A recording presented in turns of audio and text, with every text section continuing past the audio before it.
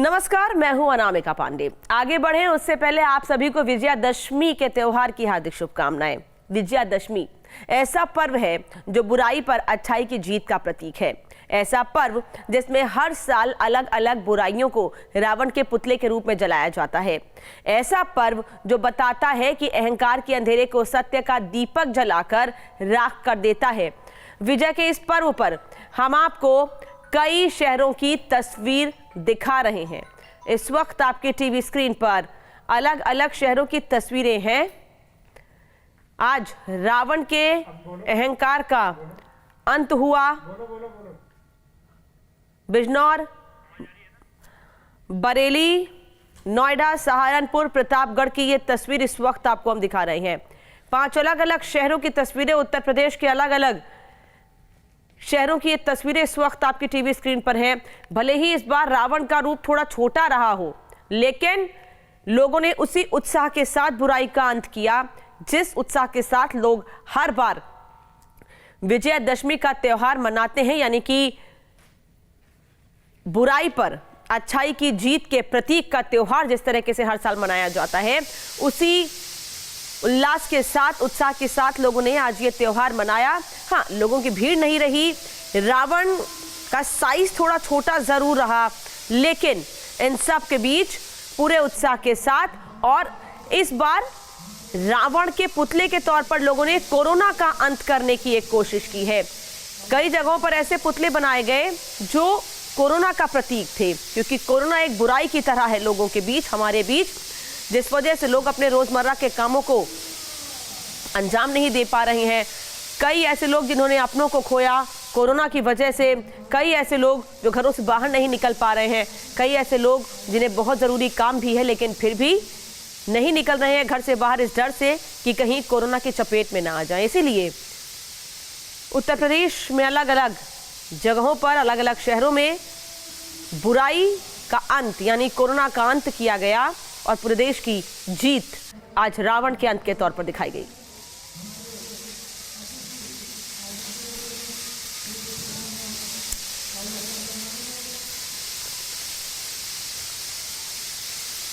ये तस्वीर आपको दिखा रहे हैं। हालांकि लोगों की भीड़ उमड़ी जरूर, लेकिन वो भीड़ जो हर साल लोगों को देखने को मिलती थी, उतनी भीड़ एक मेले के तौर पर जिस तरीके से आयोजन किया जाता था, ऐसा आयोजन इस बार नहीं देखने को मिला। लेकिन फिर भी जो आसपास के लोग थे वो जरूर पहुंचे, रावण का अंत होते हुए देखा और कई लोगों ने आज अपने घर की छतों पर ही छोटे छोटे रावण बनाकर छतों पर ही रावण दहन किया, जिससे वो भी बुराई का अंत कर सके और अच्छाई की जीत दिखा सके। जय श्री राम।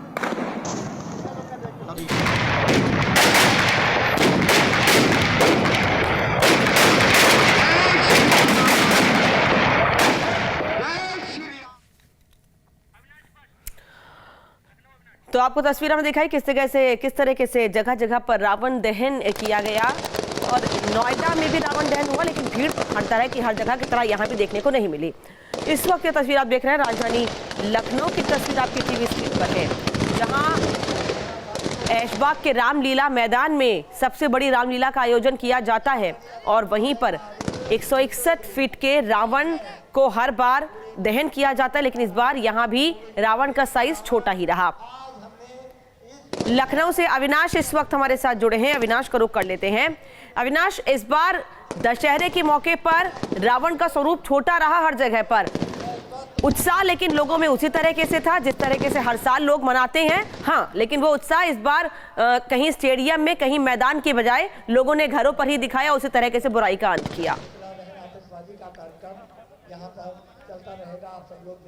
बिल्कुल अनामिका, देखिए अगर हम लखनऊ की बात करें तो लखनऊ के ऐतिहासिक रामलीला ग्राउंड में चूंकि पिछले सैकड़ों सालों से यहाँ पर रामलीला का आयोजन किया जाता है और रावण का पुतला दहन किया जाता है। आज भी आयोजन में कोई कमी नहीं थी, हालांकि लोगों की आने पर मनाही थी, लोगों की एंट्री बैन थी। चूंकि अब से थोड़ी देर पहले आपको तस्वीर दिखाना चाहूंगा कि यहाँ पर भी रावण रूपी कोरोना का पुतला तैयार किया गया था और यहाँ पर रावण का पुतला दहन हो चुका है। अगर हम बात करें इससे पहले की अनामिका, तो ये पूरा रामलीला ग्राउंड है, पहले लोगों से खचाखच भरा रहता था। हजारों की तादाद में इस रावण दहन को देखने के लिए लोग यहाँ पर इकट्ठा होते थे पहले, लेकिन चूंकि इस बार कोरोना की वजह से जो यहाँ पर रामलीला संपन्न हुई है उसको भी वर्चुअली किया गया है और जो रावण दहन का रावण के जो पुतला जलाया गया है इसको जो देखने के लिए लोग आते थे, चूंकि इस बार नहीं आ पाए हैं। हालांकि अलग अलग यूट्यूब चैनलों के माध्यम, अलग अलग जो डिजिटल प्लेटफॉर्म है उनके माध्यम से देखने की व्यवस्था जरूर की गई थी।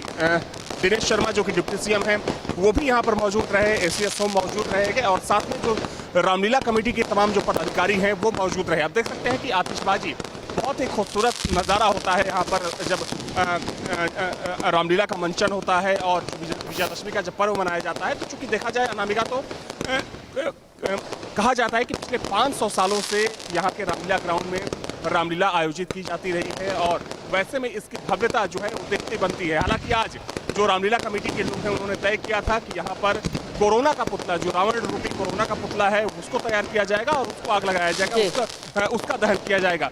तो यहाँ पर अगर लखनऊ की बात करें तो यहाँ पर भी रावण के पुतले का दहन किया जा चुका है और जो लोग भारी तादाद में मौजूद रहते थे, हालांकि मौजूद नहीं रहे, लेकिन लोगों को इससे देखने के लिए अलग अलग व्यवस्था की गई थी और अब जो पूरा कार्यक्रम था वो संपन्न हो चुका है। बिल्कुल। एक बात और समझना चाहेंगे आपसे अविनाश कि लखनऊ में जगह जगह पर रावण दहन कार्यक्रम का आयोजन होता था। लखनऊ के ऐशबाग में जो रामलीला ग्राउंड है वहां पर सबसे बड़ी रामलीला होती थी और वहीं पर सबसे बड़े रावण का दहन होता था। इसके अलावा जगह जगह पर छोटे छोटे रावण बनाए जाते थे, उनका दहन होता था। क्या इस बार वैसी ही तस्वीर लखनऊ में रही या फिर लोगों ने अपने घरों पर ही रावण दहन किया, यानी कि बुराई का अंत किया और अच्छाई की जीत हुई? बिल्कुल सही आपने अनामिका। देखिए, रामलीला ग्राउंड के अलावा भी लखनऊ में बहुत सारी ऐसी रामलीला कमेटियां हैं इस वक्त जो कि हर साल रावण के पुतले का दहन करती थी, लेकिन क्योंकि इस बार कोरोना गाइडलाइन की वजह से बहुत सारी ऐसी कमेटियां हैं जिन्होंने ये तय किया था कि इस बार ना तो वहां पर रामलीला का आयोजन किया जाएगा और ना ही रावण का पुतला जलाया जाएगा।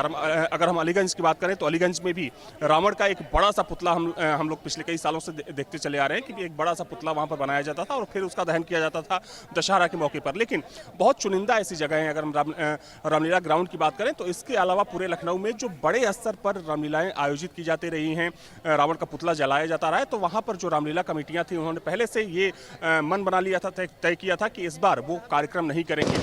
तो अगर हम लखनऊ की बात करें तो लखनऊ में सिर्फ रामलीला ग्राउंड में ही बड़े स्तर पर इस बार इस कार्यक्रम का आयोजन किया गया है और चूंकि सरकार की तरफ से भी ये गाइडलाइन थी कि अगर आप कार्यक्रम करते हैं तो उसमें जो आम लोगों की एंट्री होगी वो बैन होगी। शायद ये वजह रही कि इस बार रामलीला कमेटियां ने तय किया था कि जो ऐशबाग की जो रामलीला होती है और जो यहाँ का जो रामलीला ग्राउंड है इसी कार्यक्रम में को देखा जाएगा। और चूंकि आज अगर हम बात करें लखनऊ में तो बहुत बिल्कुल, लेकिन लखनऊ में केवल ऐशबाग की रामलीला में ही इस बार भव्यता देखने को मिली। हालांकि भव्यता उतनी नहीं जितनी हर बार देखने को मिलती है, लेकिन हाँ, और जगहों के मुकाबले यहाँ रावण बनाया गया, उसका अंत किया गया और साथ ही कुछ लोग वहां पहुंचे, लेकिन बहुत बड़ी संख्या में लोग वहां अर्थतंत्र नहीं पहुंचे। धन्यवाद आपका अविनाश जानकारी के लिए, तस्वीरें दिखाने के लिए। ये 4 तस्वीरें इस वक्त आपके टीवी स्क्रीन पर हैं। उत्तर प्रदेश के अलावा हम और भी जगहों की तस्वीर आपको दिखाएंगे, लेकिन फिलहाल आपको उत्तर प्रदेश के ही कुछ शहरों की तस्वीर आपको हम दिखा रहे हैं। गोंडा, कानपुर के अलावा मुजफ्फरनगर और प्रयागराज की तस्वीर आपकी टीवी स्क्रीन पर है, जिनको देखकर आप समझ सकते हैं कि भले ही लोगों की भीड़ नहीं रही हो यहाँ पर, लेकिन उसी उल्लास के साथ, उसी परंपरा में, उसी रीति रिवाज के साथ रावण का दहन किया गया। लेकिन सबसे अच्छी बात यह रही कि जो अपील प्रधानमंत्री ने लोगों से की थी, या आज भी मन की बात के जरिए प्रधानमंत्री ने लोगों से जो अपील की है कि त्योहार जरूर मनाएं, लेकिन इस महामारी का ध्यान रखें और गाइडलाइंस का पालन करें, उसका लोगों ने पालन किया है। विजयदशमी के दिन पूरे देश में रावण दहन की खुशियां मनाई जाती हैं। वहीं कुछ लोग ऐसे भी हैं जो इस दिन रावण की पूजा करते हैं। इस रिपोर्ट को देखिए।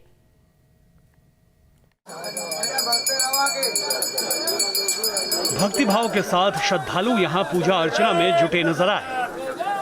भक्ति भाव से ओतप्रोत श्रद्धालु और रावण पूजा की ये तस्वीरें आई हैं कानपुर से। आज विजयादशमी के मौके पर जब पूरा देश असत्य पर सत्य की जीत का पर्व मना रहा है, तो कानपुर में एक ऐसा मंदिर है जब यहाँ पर जो लंकापति रावण है उसके मंदिर के कपाट खोले जाते हैं और साल में एक बार आज के दिन बाकायदा दशानन की जो प्रतिमा है उसकी बाकायदा पूजा की जाती है। कानपुर में तकरीबन 150 साल पुराने रावण मंदिर में विशेष आराधना की जाती है। ये मंदिर शिव शक्ति के परम भक्त आदरणीय रावण जी का मंदिर है, जिसमें जो सुहागिन औरतें तरोई के फूल से रावण का अभिषेक करती हैं वो सदा के लिए अखंड सौभाग्यवती होती हैं। जो कड़ू तेल का दीपक जलाते हैं उनको बल बुद्धि शिक्षा बहुत अच्छी से अच्छी शिक्षा प्राप्त होती है, वो अकाल मृत्यु को ग्रसित नहीं होते। शिवाला में स्थित दशानन मंदिर में दशहरा के दिन सुबह से ही भक्त रावण की पूजा अर्चना में जुट जाते हैं। पूरा देश आज रावण के पुतले को जलाता है तो कानपुर के इस मंदिर में बाकायदा यहाँ पर दशानन की पूजा की जाती है, अर्चना की जाती है और पीले फूल के साथ साथ सरसों के तेल के दिए जला के रावण को प्रसन्न किया जाता है। तो यहाँ पर फिलहाल भक्तों की भीड़ है और दशानन का जो मंदिर है उसके पट खोलने के बाद यहाँ पर लगातार भक्त आ रहे हैं और दशानन की पूजा पाठ कर रहे हैं। शक्ति के प्रतीक के रूप में रावण की पूजा होती है। श्रद्धालु तेल के दिए जलाकर मन्नतें मांगते हैं। रावण की भक्ति सिर्फ कानपुर में ही नजर नहीं आई। ये तस्वीर देखिए, कृष्ण नगरी मथुरा से आई है।